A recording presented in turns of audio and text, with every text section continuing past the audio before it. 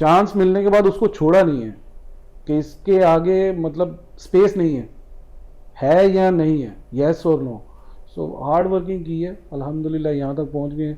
और को इंसिडेंट्स कह सकते हैं आप, मैंने कि को इंसिडेंसली मैंने जो है ना ये सेल्स ज्वाइन फील्ड की ज्वाइन की सेल्स थी। फील्ड। बट आप मैंने लकी बहुत रहे। कुछ यहाँ से सीखा है इस फील्ड से, और इस सीख कर ही हम लोग आगे बढ़े हैं।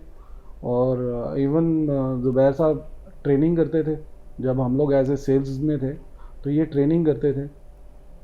और ट्रेनिंग जैसे इन्होंने कहा है कि आपकी लाइफ में पर्सनली बहुत ज़्यादा ग्रोथ देती है, एक ठहराव आता है आपकी लाइफ में।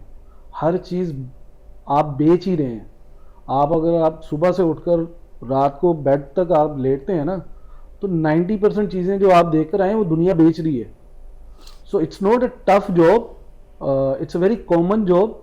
सम टाइम क्या है, कंपनी हार्डशिप देती है, बट उसको प्रेशर को लेना चाहिए, लेकिन हार्ड वर्किंग में लेना चाहिए, मेंटली नहीं लेना चाहिए, क्योंकि आपकी पर्सनल लाइफ भी है।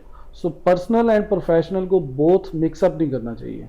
सो सही व्हेन बात। You have family time, family को टाइम दें आप।